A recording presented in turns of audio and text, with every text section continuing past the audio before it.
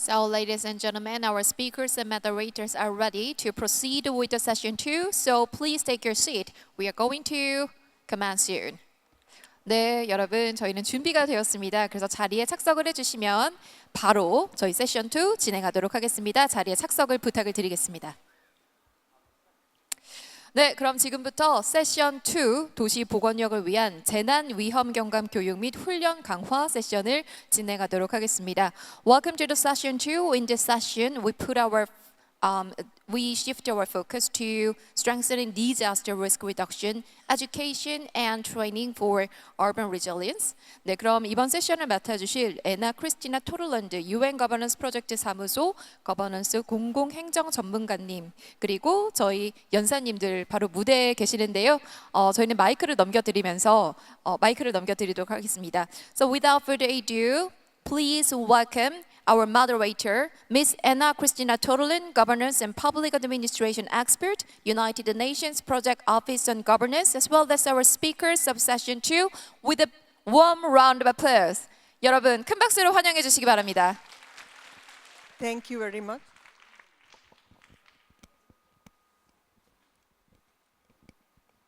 Hello?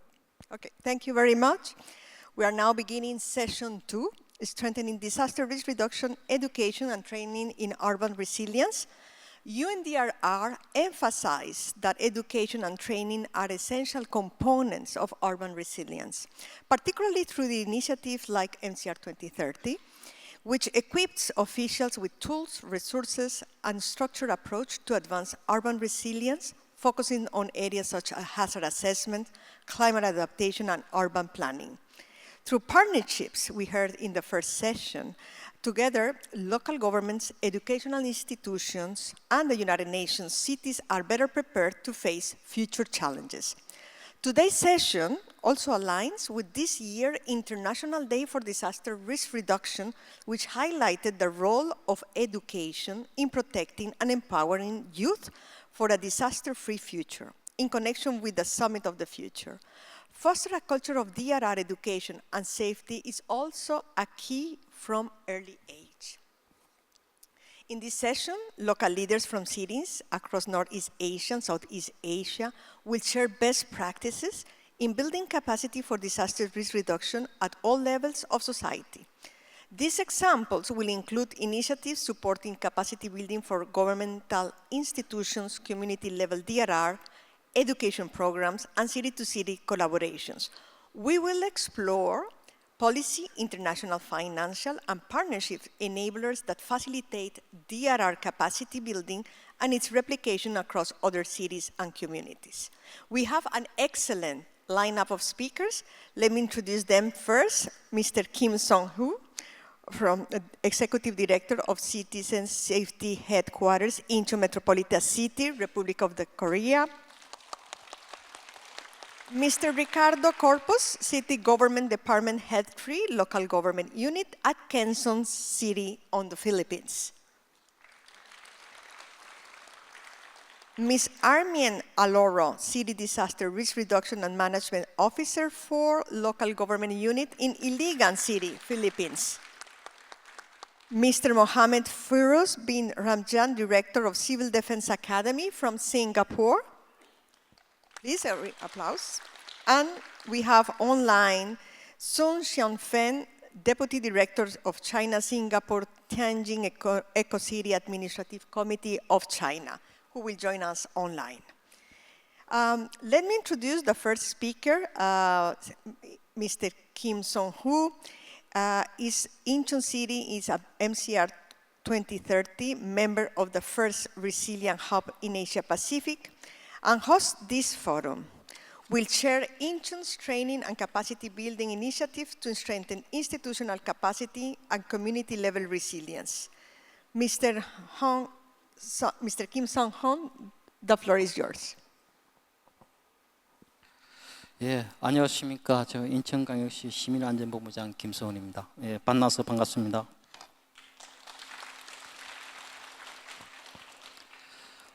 먼저 이번 3회치를 맞이하는 그 2024 인천국제재난보건력 지도자 포럼에 참석해 주신 여러 국가와 도시 대표자분들께 재난안전 전문가를 비롯한 모든 분들께 감사를 드립니다.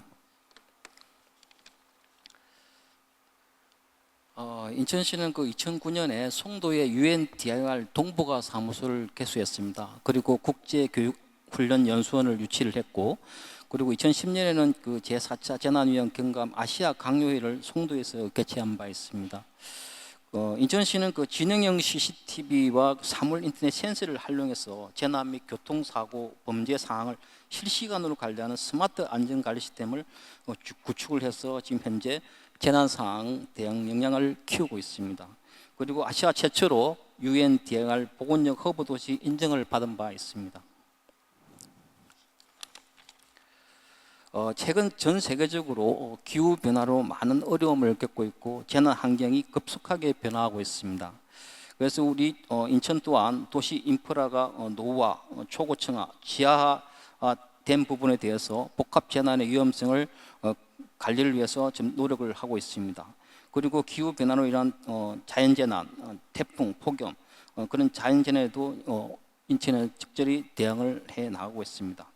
이러한 상황 속에 이제 우리 인천은 재난의 예측과 예방 그리고 회복까지 고려한 상시적 재난관리 체계를 구축하고 제도화 시스템이 실제 현장에서 작동될 수 있도록 재난 안전을 관리를 위해서 최대한 노력을 하고 있습니다. 그래서 인천시는 회복 있는 초연료 도시를 위해서 재난위험 경감을 위한 재난안전 교육과 역량 강화 정책을 추진하고 있습니다. 첫 번째는 현장 중심 실무 교육을 추진하고 있고요. 두 번째는 체험하는 안전 교육 프로그램을 실시하고 있습니다. 세 번째는 다양한 맞춤형 교육 제공 프로그램을 하고 있고, 그다음에 안전 문화를 확산하기 위해서 노력을 하고 있습니다. 그러한 결과 인천시는 또 3년 연속 국민안전교육 우수기관으로 선정된 바 있고 2023년에는 안전문화 대상 1위를 기록한 바 있습니다. 그리고 대통령 표창을 받은 바도 있습니다. 우리 시는 그 현장 실무 중심의 재난 대응 역량을 상당히 중요시하고 있습니다.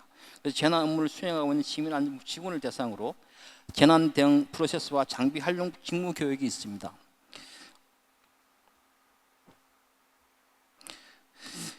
이 직무 교육을 통해서 각 담당자가 재난 현장에서 무엇을 해야 될지, 그리고 재난안전 통신망을 어떻게 활용해야 되는지, 그리고 비상출동 키트를 어떻게 다루는지 거기에 대한 철저한 교육을 시키고 있습니다. 이 교육을 통해서 인천 시민안전본부 직원들이 재난 상황에서 매뉴얼을 철저히 숙지하고 각종 장비를 효율적으로 사용할 수 있도록 우리는 만반의 준비를 대비하고 있습니다. 또한 우리시 공무원 교육원의 인재개발원의 그 재난안전 비상대응 교육을 직접 강의를 하고 있습니다. 실무 경험 중심으로 인천 그 사례 중심으로 교육을 시켜서 재난 대응에 충분히 대응할 수 있도록 재난 강화 교육을 추진을 하고 있습니다. 실무 중심 강의를 진행하면서 현장에서 체득한 경험과 노하우를 직원들에게 충분히 상호 공유하고 대응을 하고 있습니다. 최근 자연재난뿐만 아니라 화재, 교통, 대형사고 등 그 사회재난 또한 빈번히 발생하고 있습니다. 인천시에는 매년 대규모 재난에 대한 현장 훈련을 실시하고 있습니다. 인천은 도시 안에서 초고층 아파트가 상당히 많이 들어있습니다. 이 위험으로부터 도시를 지키기 위해서 도시철도 대형사고에 대한 훈련, 고층 빌딩 훈련 등을 주기적으로 실시하고 있습니다. 그리고 최우수 기관에도 선정된 바 있습니다. 또한 인천시는 그 안전관리 전문성을 높이기 위해서 재난안전 분야 전담 연구기관인 인천 안전도시 연구센터를 2022년에 설립을 했습니다. 연구센터는 인천 지역 특성을 반영한 선도적인 재난안전 정책을 추진하고 인천을 더욱 안전한 도시로 발전시키기 위해서 연구를 진행을 하고 있습니다. 단순히 현재의 재난 상황만을 다루는 것이 아니라 미래에 발생하는 재난에 대비한 정책과 대응 방안을 마련하는 데 노력을 하고 있습니다. 다음은 인천시의 그 재난예보 경보 체계 시스템에 대해서 말씀을 드리겠습니다. 먼저 방범, 재난 지역지에 대한 상시 감지 체계를 구축해서 재난 및 안전 영상 CCTV를 설치 운영하고 있습니다. 2024년 6월 기준으로 13,653개소에 24,400개의 카메라를 설치해서 하천 수위 감지 시스템, 상습 침수구의 관제 시스템 총 8개 재난 관리 시스템을 운영을 하고 있습니다. 그래서 즉시 대응할 수 있도록 체계를 갖추고 있으며, 그리고 노후 저하소 CCTV를 교체해서 진행형 선별 관제 시스템으로 지금 현재 확충시켜서 나가고 있는 상황입니다. 다음은 상습 침수 지역 관제 시스템 구축 운영이 되겠습니다. 비가 짧은 시간에 많이 내릴 때 침수되는 지역들이 상당히 많습니다. 그중 지하철역 주변이라든지 상가, 그다음에 주거 밀집 지역 등 인명피해가 우려되는 지역이 상당히 많습니다. 그 지역을 대상으로 상습 침수 감지 시스템을 구축해 오고 있고, 상습 침수 지역에 대한 침수 감지 센서와 IoT 게이지 센터를 설치해서 수위가 미리 설정해둔 일정 수지 이상의 지표값이 넘을 경우에는 데이터가 자동으로 송신되도록 되어 있습니다. 그리고 담당자에게도 통보되는 그런 네트워크가 되겠습니다. 그래서 사전에 인명피해를 최소화하도록 노력을 하고 있습니다. 다음은 수위감지 시스템이 되겠습니다. 우리 인천시는 주요 하천 13개수의 수위계서 센서 13대와 전방위 CCTV 10대를 설치해서 실시간으로 하천 수위를 측정을 하고 있습니다. 하천 주변의 상황을 실시간으로 확인해서 상황 판단에 유용하게 활용을 하고 있습니다. 그리고 노후화된 건축물과 교량 옹벽 등을 이용해서 디지털 기반 노후 위험시설 안전관리 시스템을 또 운영을 하고 있습니다. 노후 위험시설은 168곳에 센서 824대를 설치해서 진동, 기울림, 균열 등에 대해서 실시간으로 모니터링을 하고 있습니다. 또 현장 중심의 재난에 대비하기 위해서 재난 예보 경보 시스템 위에도 재난 발생 징후를 사전에 발견하고 초동 조치를 하는 것이 무엇보다도 중요합니다. 그래서 재난은 현장이 중요하기 때문에 현장 중심 재난 대응을 또 하고 있습니다. 항상 그 자연 재난이 발생할 상황이 폭우가 쏟아지거나 그럴 때는 꼭 현장을 출동을 해서 현장에서 지휘 사항을 조치를 하고 있습니다. 그래서 빗물바지 같은 경우는 가을철 호우에 상당히 위험을 초래하고 있습니다. 그래서 가을 낙엽 관리를 철저히 하고 있고, 또 자연재난, 올해는 자연재난이 거의 인명피해가 거의 발생하지 않았습니다. 그리고 인천은 앞으로도 지하상가라든지 해안가 해수면 상승, 초골tung 빌딩 위험, 매립지 연약층 대비 등의 노력을 할 계획입니다. 다음은 그 사회재난 대응이 되겠습니다. 최근에 발생한 인천의 지하주차장 그 전기차 화재 사례가 있었습니다. 이 사계에서 우리는 신속하게 대응을 해서 거의 인명피해와 그 다음에 주민들의 불만들이 많이 나오지 않았습니다. 그래서 일단 1단계로 필요한 초기 조치를 빠르게 신속하게 했으며, 2단계에서는 현장 출동을 통해서 대응팀이 즉시 현장에서 지휘를 했습니다. 3단계는 각 분야별로 실무반이 구체적으로 안전대책을 강구한 바 있습니다. 4단계에서는 복구 작업을 신속히 조치하여 전기와 수도 복구, 그 다음 임수주거식 등 심리회복 지원 사업을 조속히 추진해서 재난안전 상황에 최대한 빨리 대응을 한 바 있습니다. 다음은 그 시민 체험 참여 안전 교육을 소개하겠습니다. 우리 인천시에는 그 인천국민안전체험관이 설립되어서 운영을 하고 있습니다. 이 안전체험관에 시민들이 직접 몸으로 배우고 체험할 수 있는 그런 다양한 프로그램이 있으며, 또한 그 4D, 4D 영상관과 VR 체험관을 통해서 매년 약 20만 명 이상이 안전체험관을 이용해서 재난안전교육을 체험을 하고 있습니다. 그리고 이제 매년 그 4월에는 재난안전 전시회를 개최하고 있으며, 이 전시회는 단순한 전시를 넘어서 시민들이 직접 참여하고 체험할 수 있는 다양한 프로그램을 제공하고 있습니다. 그래서 주민들이 응급처치 시험과 프로그램들을 체험해서 자연스럽게 안전에 대한 경각심을 가지게 되는 행사를 진행을 하고 있습니다. 그리고 어린이에 대한 교육은 상당히 중요합니다.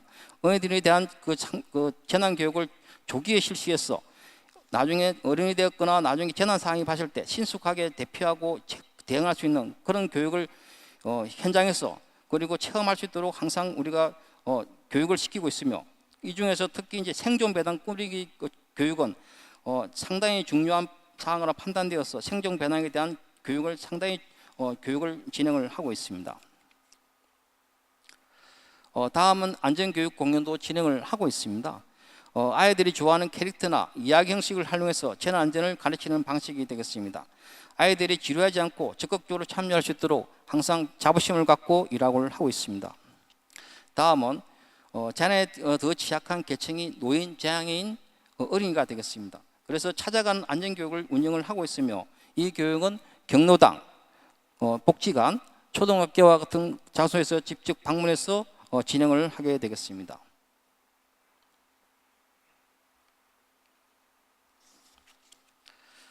다음은 시민사회부 재난안전 교육과정을 운영하고 있습니다.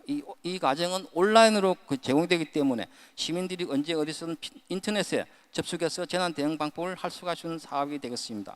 특히 재난의 정의부터 교통사고 화재 등 재난 상황에서 어떻게 행동해야 되는 사항을 구체적으로 제공을 하고 있습니다. 다음은 민간단체와 협력해서 지역사회 전체의 재난 대처 역량을 강화하는 사업이 되겠습니다. 시민 재난안전 강사 육성 프로그램을 통해서 자율방재단이나 안전 모니터링 같은 재난안전 민간단체 회원들을 시민의 재난안전 강사로 양성하고 있는 사항이 되겠습니다. 다음은 안전문화 추진 협의회 운영이 되겠습니다. 안전한 도시를 만들기 위해서 힘을 모은 팀이라고 생각하시면 되겠습니다. 이 협의회의 가장 큰 역할 중 하나는 안전 문화를 확산시키는 사업이 되겠습니다. 다음은 안전문화 운동을 말씀을 드리겠습니다. 이 안전문화 운동은 실제로 인천시와 10개 군구가 함께 협력해서 매년 16회 정도의 캠페인을 진행하고 있으며 1,200여 명이 참여를 하고 있으며 언제나 재난 안전에 대해서 상당히 활발한 활동과 문화 캠페인을 하고 있는 사항이 되겠습니다. 마지막으로 인천시는 국제적으로 재난안전 분야에서 활발한 교류 사업을 하고 있습니다. 이집트, 태국 등 여러 해외 도시들과 교류를 하고 있으며 여기 쾌순시에서 오신 재난위험 경감 관록에서도 인천시 재난안전상황실을 옛날에 직접 방문한 바도 있습니다. 그래서 인천시는 앞으로도 지속적으로 국제교류 사업을 통해서 재난을 국제사회와 공유하도록 하겠습니다. 그리고 행정안전부 IDRL과 함께 학교안전 프로그램도 운영하고 있다는 사항을 말씀을 드리겠습니다. 예, 경청해 주셔서 감사합니다.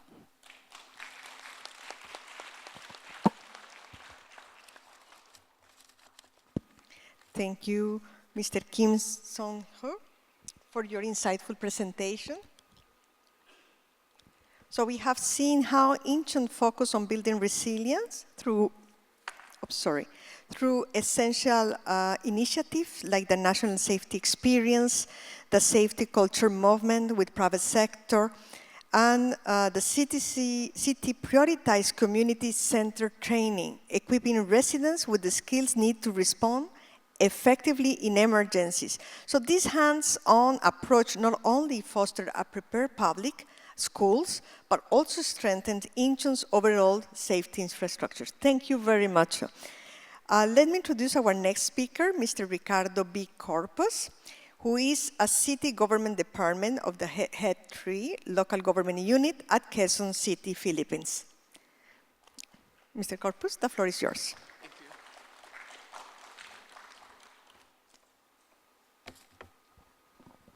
Good afternoon, ladies and gentlemen. My nickname is Ricky, and I am the department head of the Barangay and Community Relations Department in Quezon City. You will hear a lot about the term barangay, so let me give you a brief background. So aside from the cities and municipalities, in the Philippines, there are smaller form of government, and we call that barangay. So in Quezon City, we have 142 barangays, ranging from 5,000 to more than 200,000 population in each barangay. So my department gives technical supervision on those 142 barangays.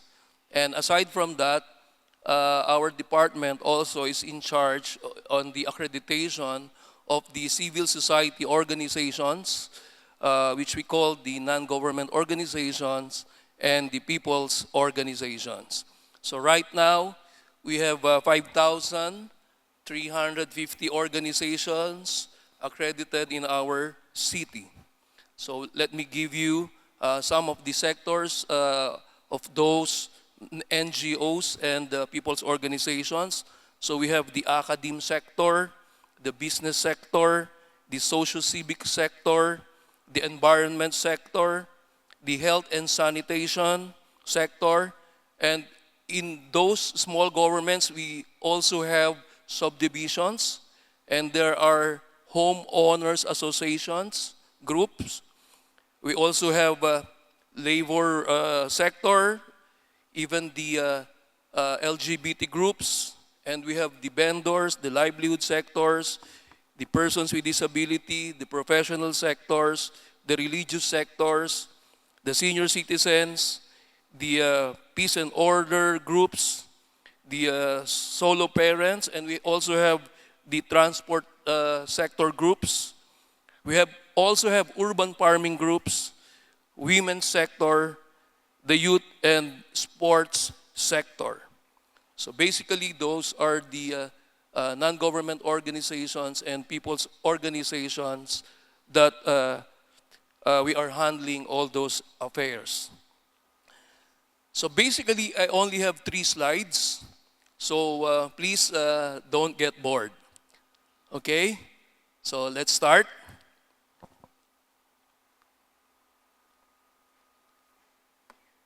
So I only have 3 slides, so I'll spend 5 minutes in this slide. Okay, so basically, what I will report to you is how we capacitate. Now, we capacitate the people in our city, Quezon City, to be prepared in any case of calamity, or any types of calamity. So we have this disaster risk reduction management awareness campaign and process establishing workshop. So the community disaster preparedness training is basically the one we are giving to the people now in the community. Now it's just a 1-day training for 8 hours, and the rest of the training under the DRRM awareness are mostly internal, so that the personnel in our QC DRRM office can be equipped as well. And then we have the first responder training. Okay, so in the Philippines we have this organization or group in the barangay which we call the Barangay Health and Emergency Response Teams. So we train them with these courses: the First Responders Training course, the Community Action for Disaster Response course, and the Basic Emergency Care course.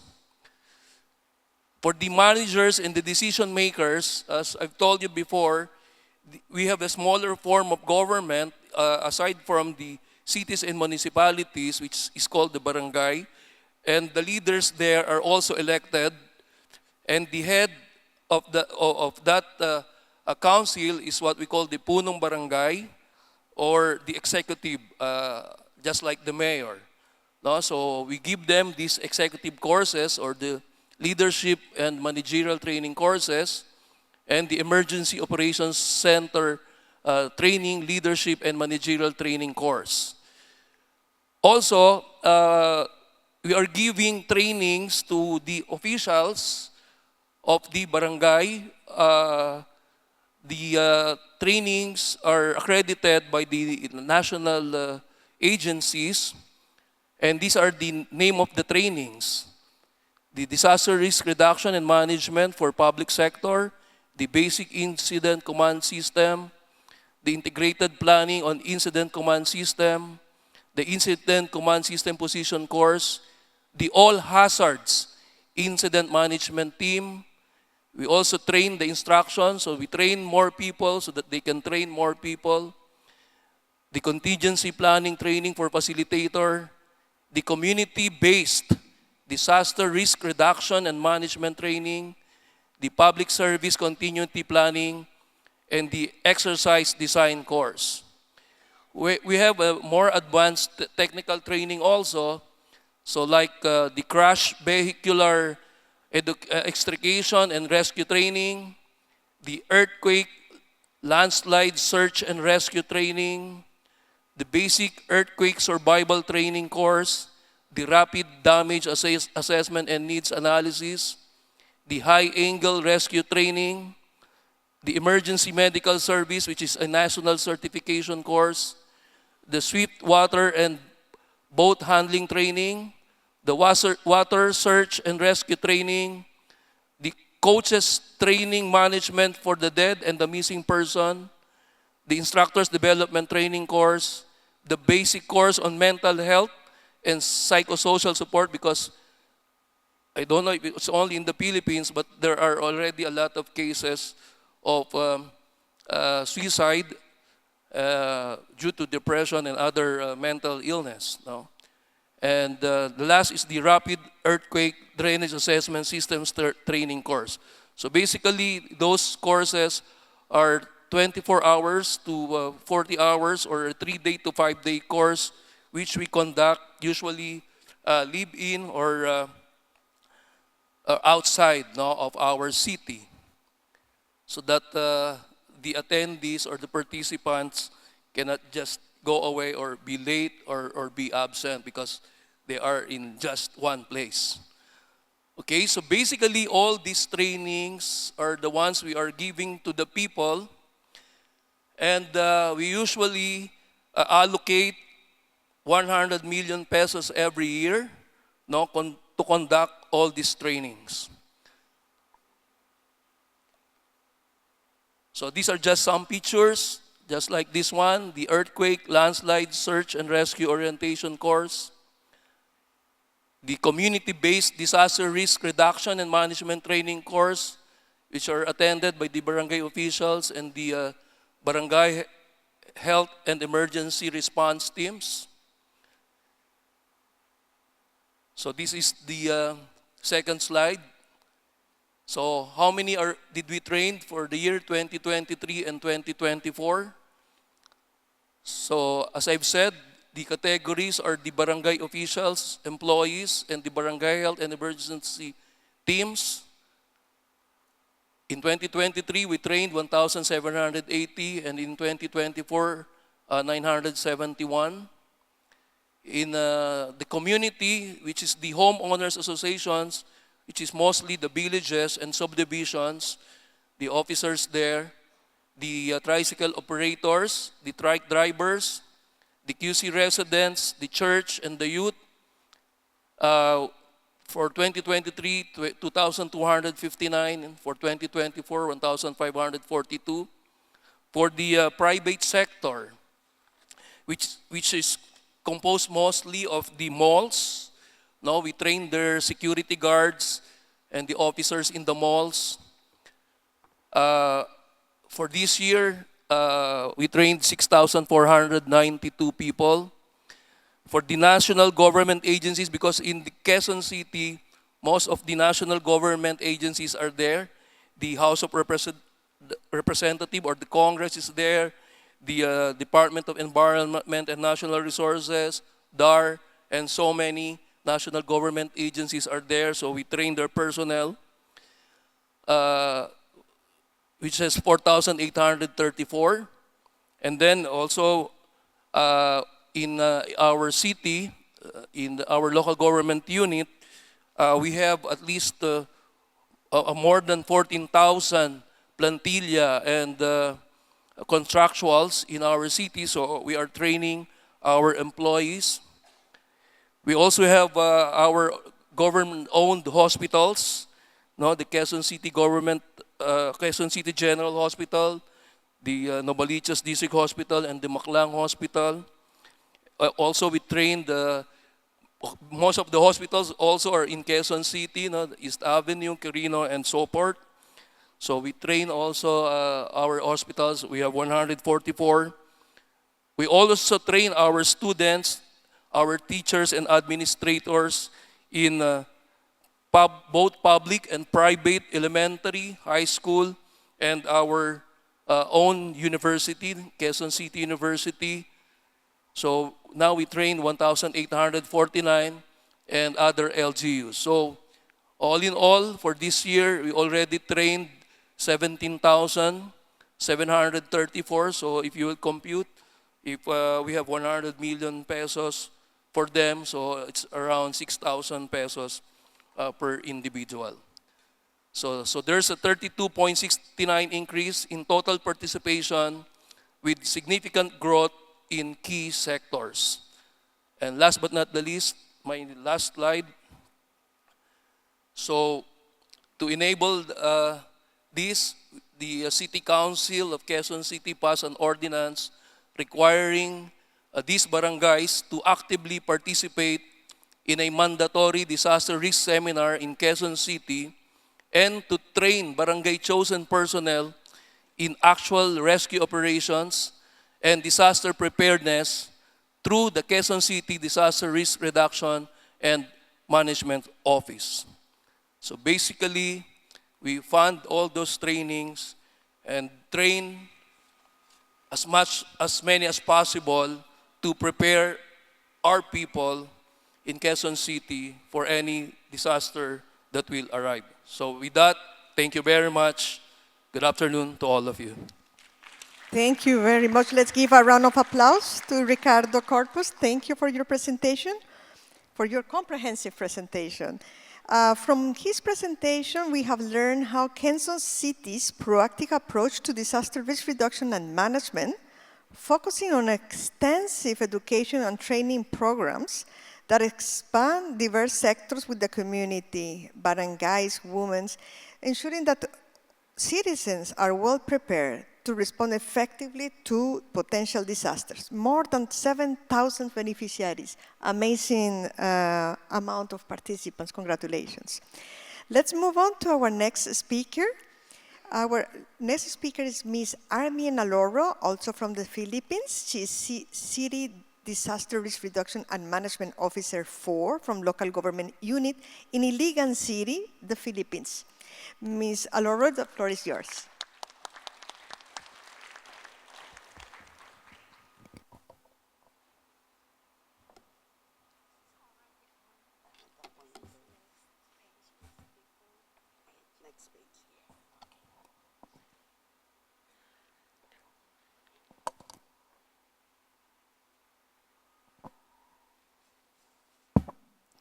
Good afternoon, everyone. Allow me to introduce myself again. I'm Armien Alorro from Iligan City, the Local Disaster Risk Reduction Management Officer 4. And with me is our City Mayor, Mayor Frederick Xiao. He will also be presenting later. Regarding this strengthening and capacitating the local communities of Iligan. So good day, everyone, distinguished guests.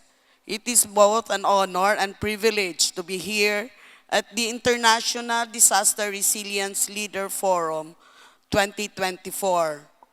Today, I will focus on the topic central to our mission. You can see there in the screen our vision mission. Our mission, strengthening disaster risk reduction, education and training for urban resilience. As we know, urban areas are expanding rapidly, which increases the vulnerability to disaster. Iligan before is known for being the industrial city of the South.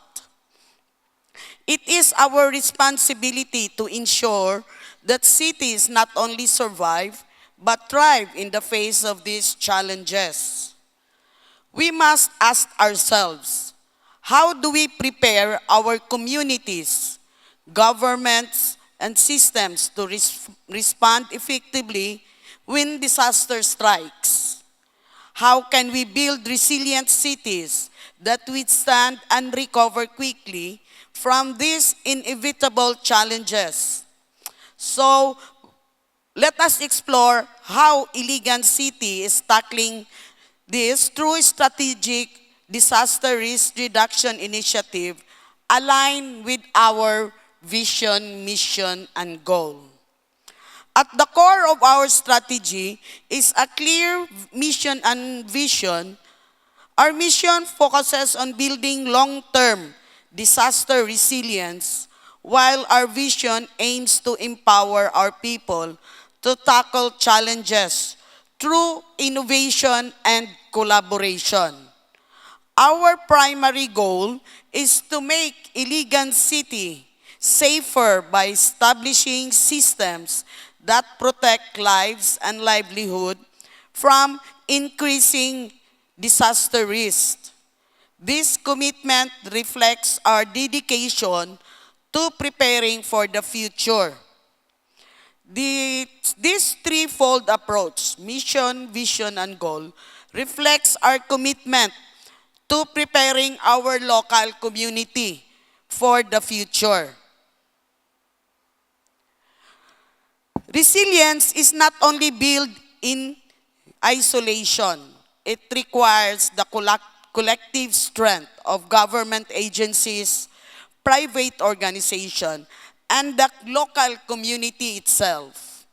Disaster risk reduction, we are fortunate, by the way, that we have an active Iligan City Disaster Risk Reduction Management Council chaired by our City Mayor, Frederick W. Xiao. The council takes the lead, working closely with government agencies, community leaders, and NGOs to drive this effort. A key focus in capacity building, which involves training local officials, responders, and members, community members, to act swiftly and effectively during disasters. We engage in developing strategies to address potential disaster through the formulation of our contingency planning workshop. We have 2 contingency plans already, which is flood and fire, which is very common. That's the common disasters in Iligan, flood and fire. And we also ensure effective coordination during emergencies with the Emergency Operations Center trainings. Here, our partners are being trained how to make collaboration and how to respond. We also establish clear communication and roles during disaster with the incident command system trainings. Here, each partner, each response cluster are being identified on what to do and how to do it. These initiatives, with the guidance of the Office of Civil Defense Region 10 and the Department of Interior of Local Government Region 10, are designed to ensure that all stakeholders, from city officials to community members, as what my colleague from Quezon City has said, the barangay levels, understand their roles in disaster response process. We believe in the power of local level capacity building.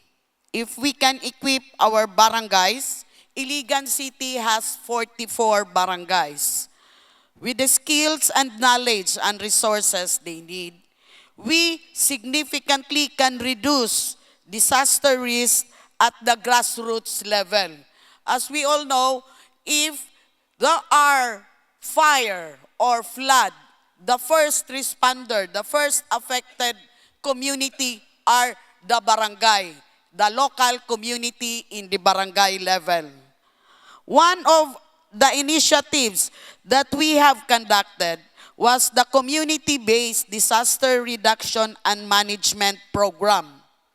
This program offers comprehensive orientation and training to barangay leaders and even their residents, focusing on key topics such as the streamlining of disaster risk and climate change adaptation. So this involved proper disposal of garbage, at the same time cleaning our own canals, and training the community first responder, and also strengthening the accreditation of the local disaster volunteers. The Office of Civil Defense has a program on ACDV, which is Accredited Community-Based Volunteers. This way, the barangay level or the barangay leaders can accredit their own responders. So giving them their own ID, which can boost their morale as responders. This local engagement is essential because resilience starts at the community level. When residents feel empowered and prepared, they are more likely to take ownership of their disaster risk reduction management efforts. And in turn, more lives are saved. Now, with one of our initiatives also is the Barangay Disaster Reduction and Management Plan Workshop. As mandated by law, which is Republic Act 10121, the DREAM Act of 2010, the barangay are required to formulate their own barangay dream plan. They must have a plan on their own barangay, at the same time to them to utilize their own dream fund. The barangay level also have their own 5% depending on their NTA or national tax allocation.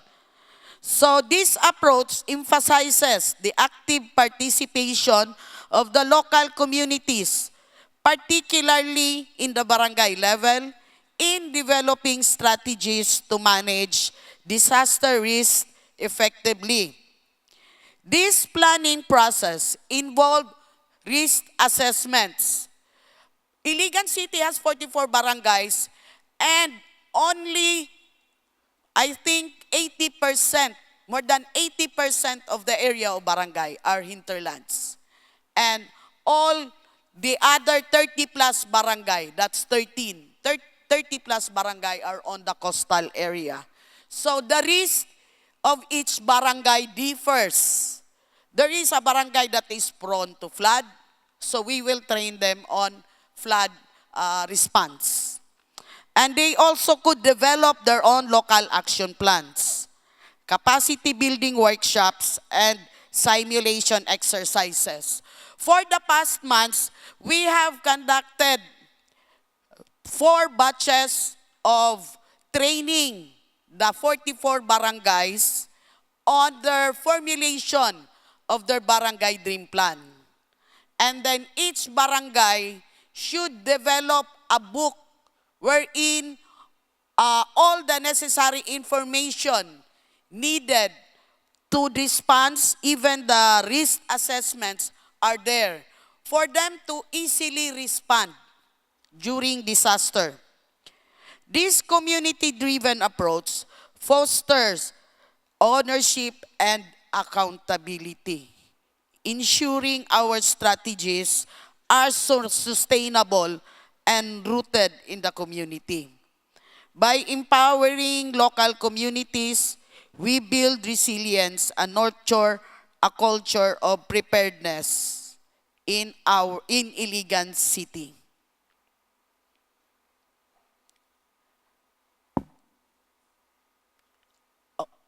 Okay. Along with the local capacity building is Iligan City with this. Oops.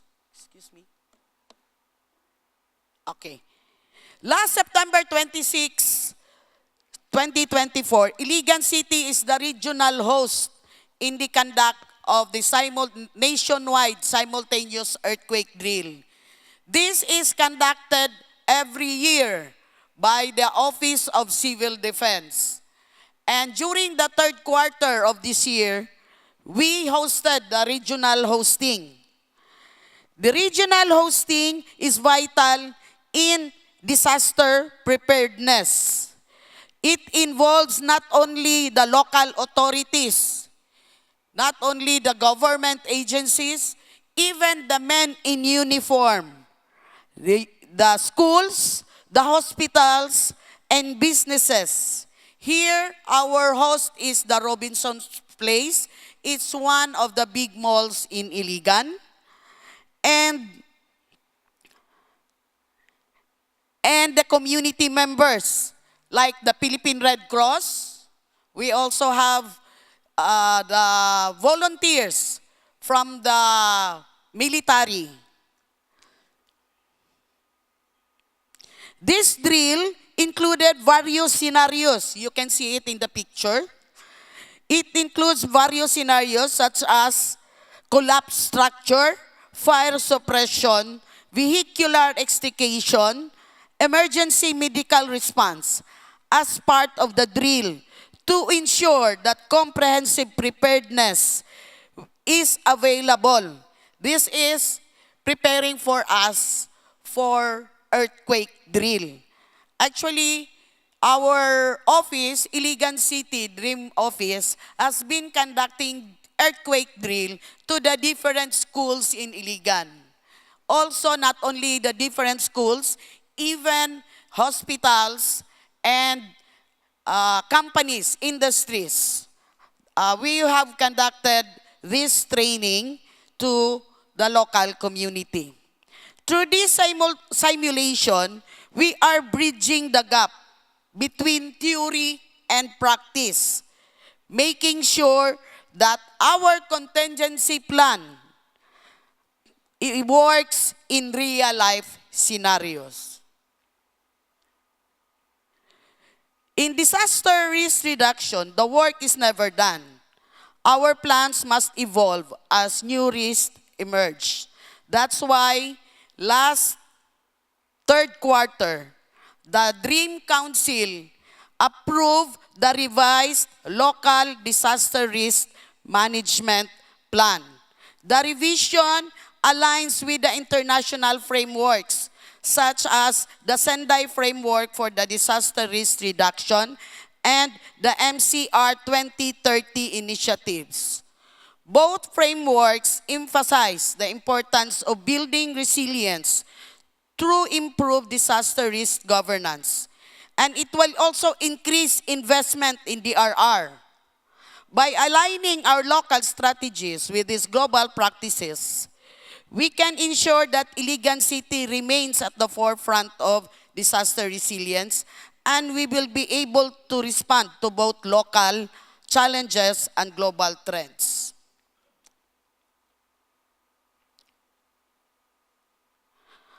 This is my last slide. As we look to the future, here are some ways forward for Iligan City. Capacitating all the 44 barangays with the appropriate skills training and capacity building workshops. Strengthen networks with nearby cities and municipalities by engaging in a mutual aid agreement. And start the ADAPT phase of the Adapt a City program with the National Resilience Council, Abutis Foundation, and the Mindanao State University, Iligan Institute of Technology, Resilience Center. In conclusion, disaster reduction, education, and training are essential foundation of urban resilience. By educating our local communities and enhancing their capacities to respond to disaster, we can safeguard that every individual, barangay, or agency plays a crucial role in securing our city's future. And lastly, the accomplishments of the City Disaster Risk Reduction Management Office cannot be possible without the strong support of our City Mayor, Frederick W. Xiao, who is also an advocate of disaster resiliency. We recognize that resilience isn't built overnight. It demands ongoing learning, adaptation, and collaboration. Through these efforts, we are committed to creating a safer, stronger, and more resilient future for everyone. Good afternoon to all, and thank you for this opportunity. Thank you very much, Ms. Armien and Alorro. Let's give her a good round of applause. In your presentation, take a seat, thank you. In her presentation, Ms. Armien Alorro highlighted the Iligan city's local engagement efforts to build resilience with stakeholders through initiatives such as hosting the national earthquake drills and making trainings for leaders at a very small unit, the barangays, which is very important. I noted the barangays Resilia Bingo scorecard. Must be very interesting to hear more. And looking ahead, also you are doing your local plans aligned with Sendai Framework MCR 2030. And you're looking for enhance your partnerships and deepen local resilience through your A-City plan with key national academic collaborators. Thank you very much for your presentation. And now we are going to move to our next speaker, another country, Singapore now. Mr. Mohamed Firoz bin Ramjan, Director of the Civil Defense Academy of the Singapore. The floor is yours.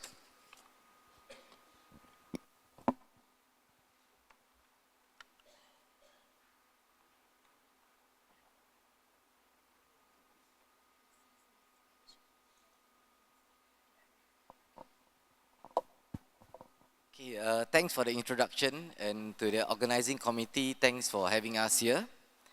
So good afternoon, everyone. I'm Colonel Firoz, Director of the Singapore Civil Defence Force Academy.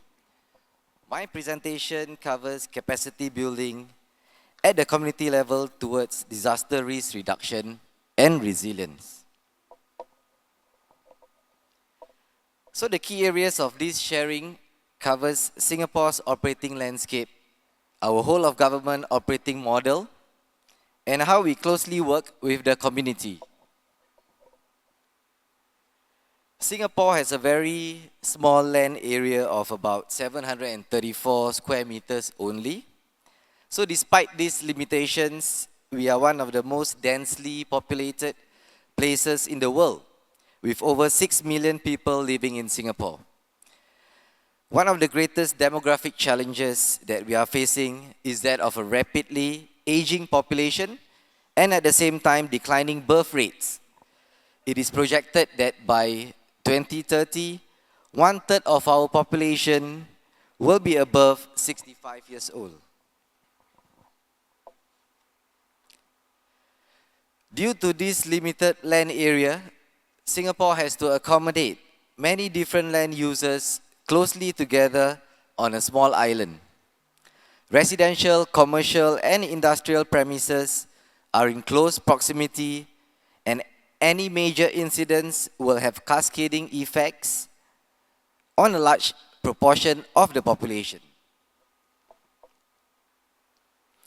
Well, due to our geographical location, Singapore is blessed to be sheltered from most natural disasters.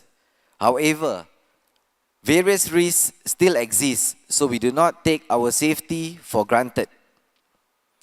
In today's interconnected world, we are just a flight away from any pandemic. And as we build more impressive industrial premises to pursue industrial and economic growth, we are also exposed to greater risk from larger scale industrial accidents such as oil tank fires and chemical leakage. The threat of terrorism will also be present. This will cause significant harm to national unity and social cohesion, which will take significant time to restore. SCDF is the National Authority of Firefighting, Rescue, and the Emergency Medical Services in Singapore. SCDF will also be the incident manager for all civil emergencies in Singapore.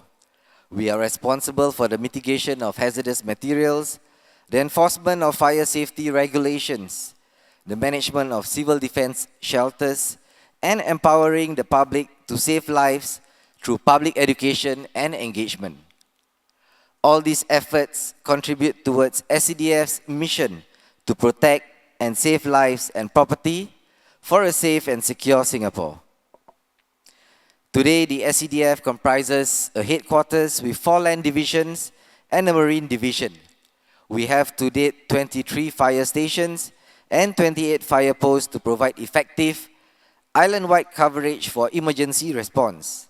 We also have a training institution, namely the Civil Defense Academy, where I am from, where we conduct training for our personnel and international participants. We have thus far international participants from over 150 countries. SCDF has a unique workforce. We comprise of 3,000 regular staff strength, 2,800 uniformed SCDF officers, and 200 civilian officers. Whenever a major crisis occurs, SCDF will be responsible for the operational response. However, there will be other concerns or aspects which cannot be addressed by SCDF alone. This is where we have the Home Front Crisis Executive Group, or in short, HCEG. It is a national framework established by the Ministry of Home Affairs to put forth a whole-of-government approach to any major crisis. Depending on the nature of the disaster or crisis, multiple government agencies will be activated to form the HCEG. Together, they will coordinate the planning, resources, and response to provide comprehensive coverage for all aspects of the crisis. While the HCEG can mobilize the whole of government to put forth a coherent response, the government alone can only do so much. The whole of government efforts will not be complete or effective without the involvement of the people. This is why SCDF emphasizes on a community-based approach when managing emergencies. We have various means to share emergency preparedness knowledge and skills with the public. The Responders Plus program imparts important life-saving skills through an online or in-person course. We also organize or recognize the need to start public education early by inculcating children with basic emergency preparedness skills in school. We organize community resilience days where we use various activities to engage the residents and develop their interests in learning emergency preparedness skill.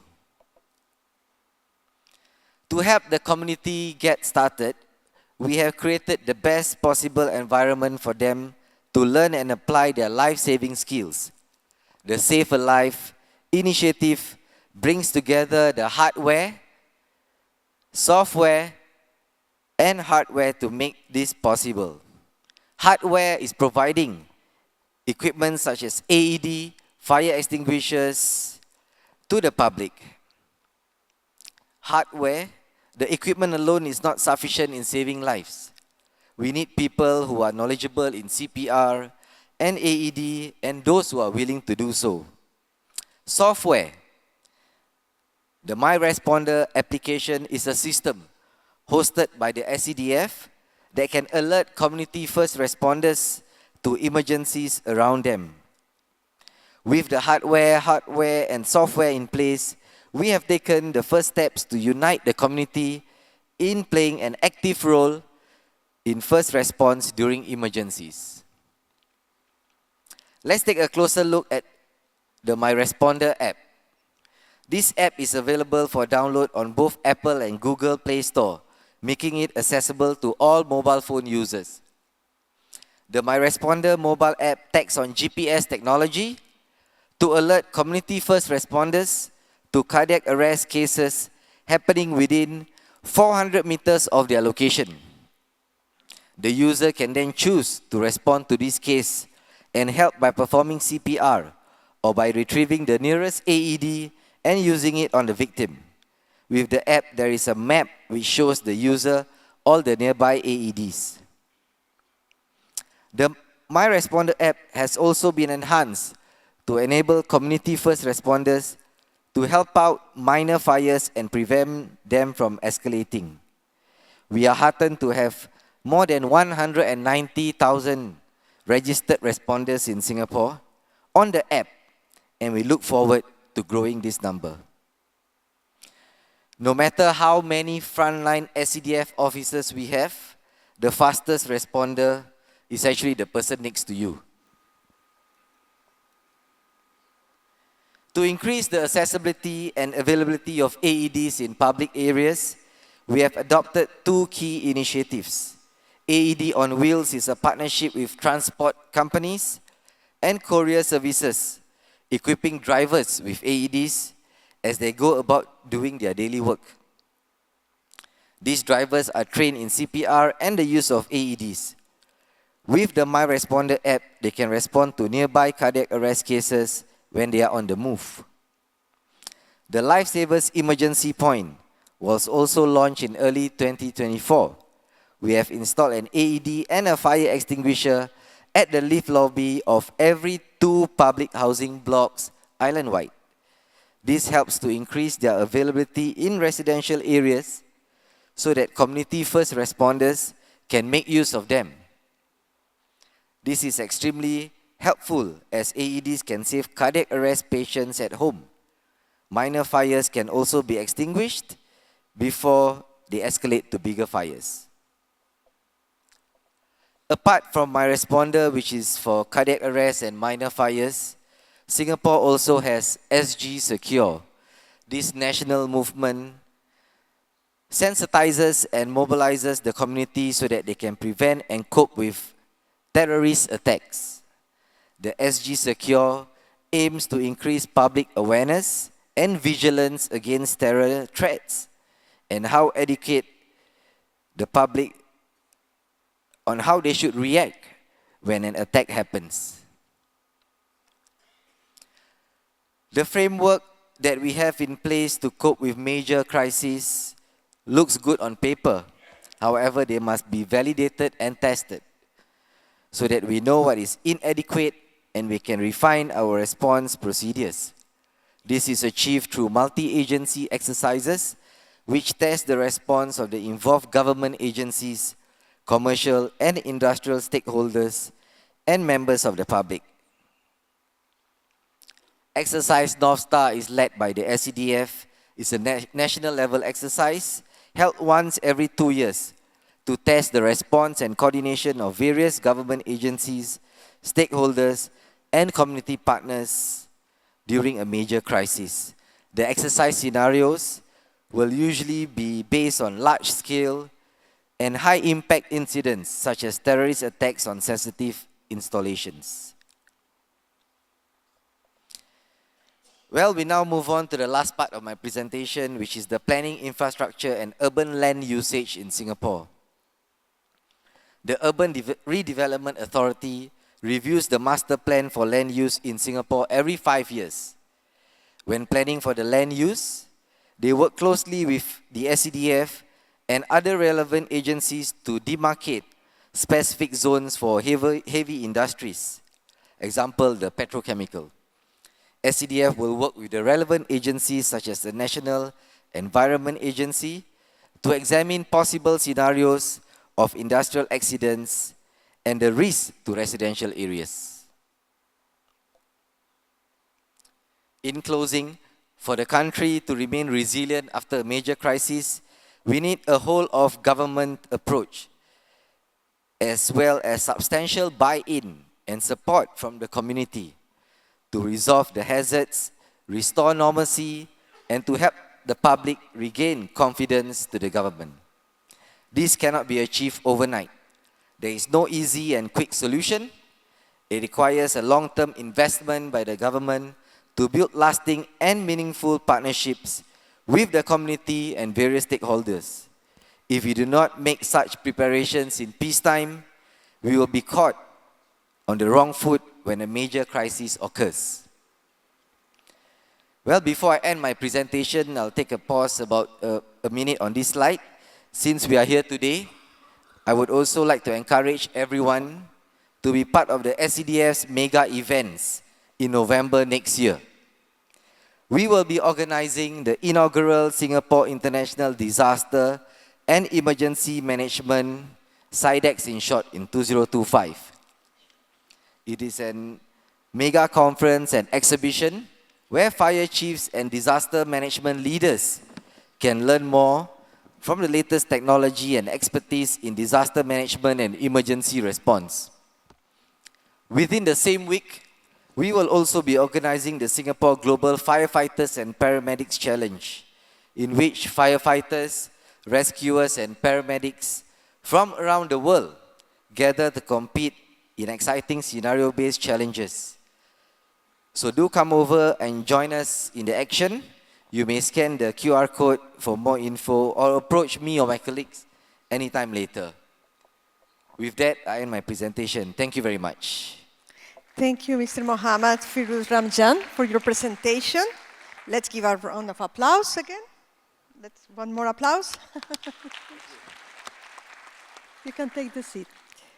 Mr. Firoz Ramjan outlined Singapore's whole-of-government approach to disaster resilience, including all line ministries, focusing on community empowerment and cross-agency coordination. Very interesting three-tier community-first response framework he shared with us, training volunteers and educate the public, while the My Responder application mobilized over 100,000 registered responders. I noted, huge, amazing number, and keeping Singapore safe. Thank you very much for your presentation. Let's move on to our last but not least speaker, which is joining us online, Mr. Xiaofeng, Deputy Director of China-Singapore Tianjin Eco-City Administrative Committee of China. He is joining us online. Ladies and gentlemen, good afternoon.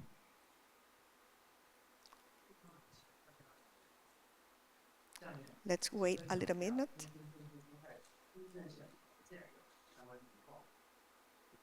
It's a great pleasure to join you at the International Disaster Resilience Leaders Forum to share and exchange information about China-Singapore Tianjin Eco-Cities practice to enhance urban resilience.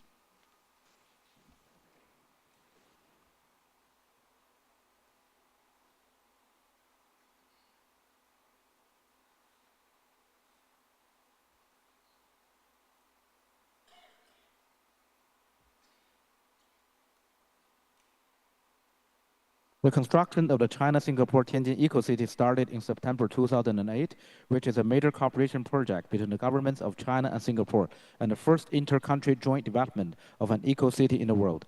It covers an area of 150 square kilometers and homes to a permanent population of 150,000.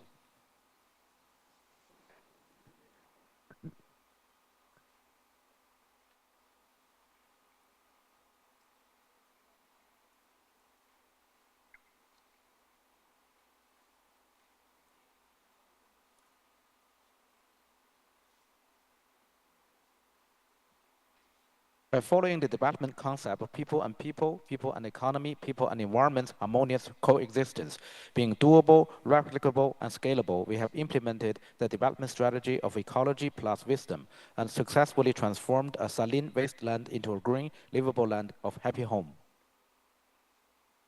创新城市开发模式，以指标体系指导规划建设。 The Tianjin Eco-City innovates the urban development mode, guides the planning and construction, and promotes the urban development with the indicator system. 太城先后获得了国家绿色发展示范区、海绵城市、创建韧性城市2030等国内外荣誉和试点。我们正在编制韧性城市指标体系，来保障城市高质量可持续发展。 It has won honors at home and abroad and has been designated as pilot zones such as National Green Development Demonstration Zone, Sponge City, and Making Cities Resilient 2030. Currently, we are working on compiling the indicator system of resilient cities to ensure high-quality, sustainable development of cities. 下面我从生态、智慧、韧性3个方面的介绍。第一方面，做生态指标体系来引领去发展。Next, I would like to make introductions from 3 aspects: ecology, intelligence, and resilience. First of all, we adopt indicator system to promote sustainable development. 2008年，生态城建设之初，编制了世界上第一套生态城市指标体系，作为城市建设的总纲领。In 2008, at the beginning of the construction of the eco-city, we compiled the world's first eco-city indicator system as a general guideline for the construction of the city. 我们构筑韧性空间格局，在综合评估土地、水和生态环境容量等资源承载力的基础上，综合编制了总体规划和专项规划，划定城市的禁止建设区和控制建设区，预留韧性空间。We also built resilience space based on the comprehensive assessment of the carrying capacity of resources such as land, water, and eco-environment. We have implemented the synchronization of special regulations, delineate land which cannot be used for construction, and control land so as to reserve space for resilience. 我们建设韧性海绵城市，采用下沉式绿地、雨水花园等低影响开发技术，减缓雨水对市政管网的冲击。We also built sponge city. We adopt the technology that involves infiltration, stagnation storage, purification, utilization, and discharge, and install sponge facilities such as second green spaces and rainwater gardens. 我们建设韧性防涝体系，实施水系连通工程，完善泵站建设，雨洪入海、入河的渠道。We also improve the resilience of flood prevention system. We implement a water connectivity project which connects the entire water system to form in the city. In addition, we also renovate our pumping stations, adopt a 2-pronged way of combining self-flow and forced discharge of rainwater and floodwater when they flow into the river and sea. 我们打造韧性的海岸景观，统筹安全防护、海岸生态、韧性城市、全域旅游。打造安全加生态加景观体验的韧性海岸。And then we also create resilient coastal landscapes. We want to create a resilient coast that integrates safety and protection, coastal ecology, resilient cities, and regional tourism featuring safety plus ecology plus landscape experience. 第二方面是应用智慧指标体系，赋能可持续创新。Second, we apply a smart indicator system to enable sustainable innovation. 作为国家的智慧城市试点，2019年，生态城发布了中国第一套智慧城市指标体系。In 2019, as one of the first batch of national smart city pilots, as well as the World Intelligence Congress permanent display base, the EcoCity released China's first smart city indicator system. 我们通过智慧城市拧紧城市的安全阀，自主研发燃气安全智慧平台，全域布设激光气体传感网，燃气泄漏检测准确率达到99.9%，泄漏点定位准确度达到20米以内。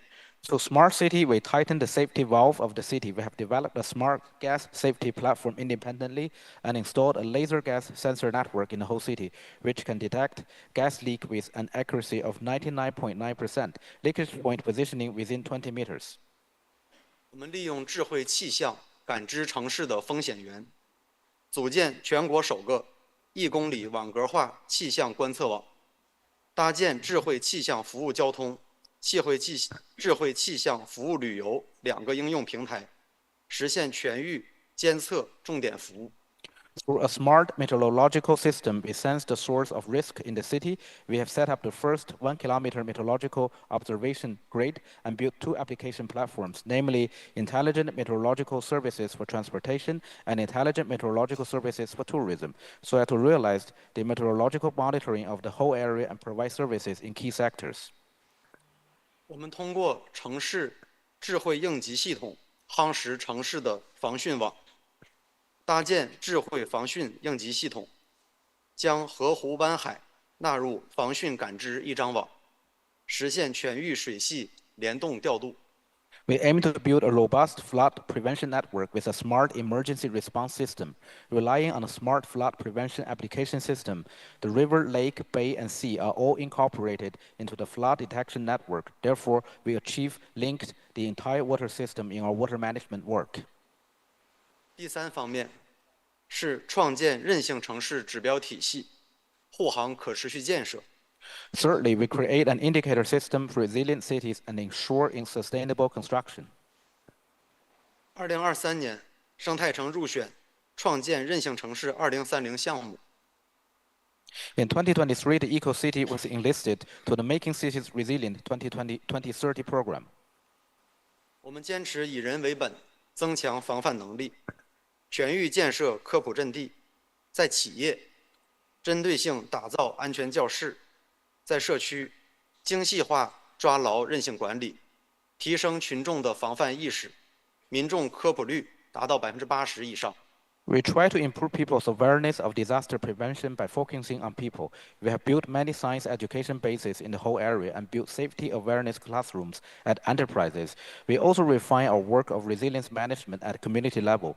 As a result, we greatly enhanced the public awareness of disaster prevention, with more than 80% of the population received such education. 我们以设施为基础，夯实维持力。建筑工程高标准抗震设防。 沿海防护工程全面提升加固，生命线工程实现智慧化监测，设定疏散救灾通道。 The facilities are the basis for improving our sustaining ability. We adopt high standard in earthquake-proofing projects, upgrade and reinforce coastal protection projects comprehensively, and realize intelligent monitoring of lifeline projects. We also open evacuation and disaster relief corridors. 我们以管理为抓手，增强恢复力。 建立风险隐患双重预防机制，完善4级应急预案体系，强化应急物资、避难场所、应急队伍3重保障措施。 Management is a means to enhance resilience. We have established a dual prevention mechanism for risks and hazards, improved the 4-tier system of contingency plans, and strengthened the triple safeguards for emergency supplies, shelters, and emergency teams. 在以上韧性城市建设的基础上，我们践行中国的预防为主、防抗救相结合的防灾减灾理念，聚焦防范力、维持力、恢复力，初步制定了韧性城市指标体系。 On the basis of building resilience, we practice China's concept of disaster prevention, mitigation, and relief, featuring combining prevention, mitigation, relief with a focus on prevention. We have preliminarily established a resilient city indicator system by focusing on improving our capacity in prevention, maintenance, and resilience. 后续我们还将对指标体系进行分解，在 MCR 2030的项目支持下，高质量打造韧性城市。谢谢大家。 In the future, we will break down the target indicators, and with the support of the MCR 2030 program, we will build a high-quality, resilient city with the help of the indicators. Thank you all.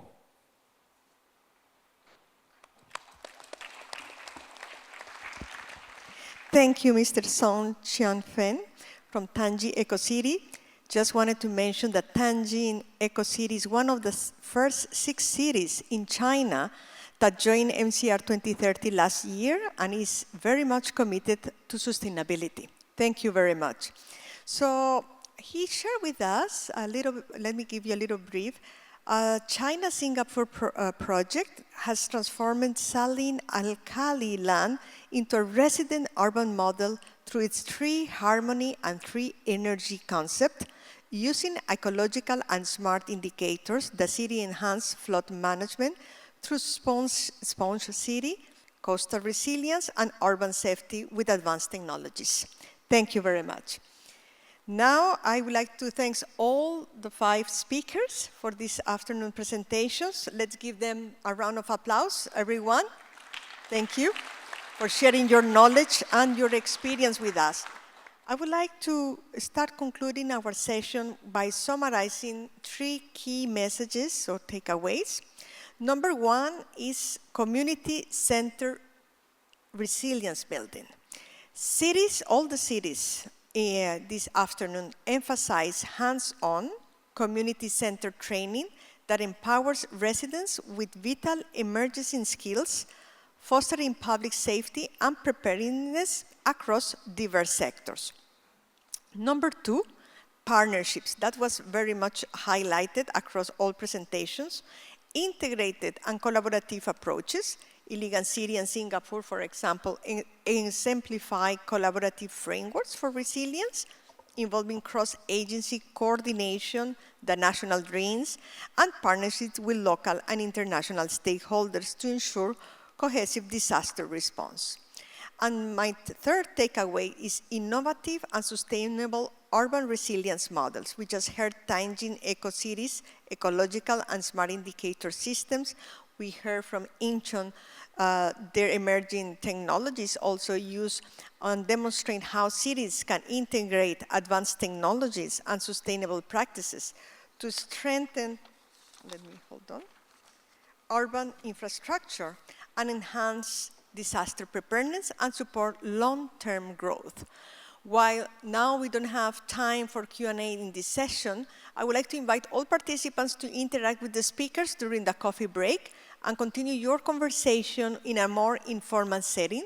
So I thanks again all our speakers, and I would like to ask everyone a last round of applause for them. Thank you very much.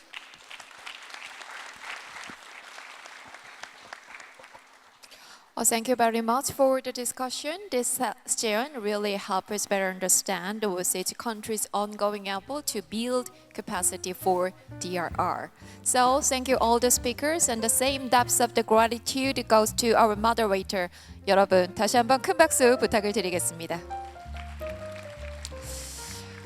네, 진심으로 감사드린다는 말씀을 드리고요. 각국의 사례를 공유해 주셨기 때문에 아마 많은 서로에게 영감이 되셨을 거라는 생각이 듭니다. 진심으로 감사를 드리면서 저희는 이것으로 세션 2를 마치도록 하겠고요.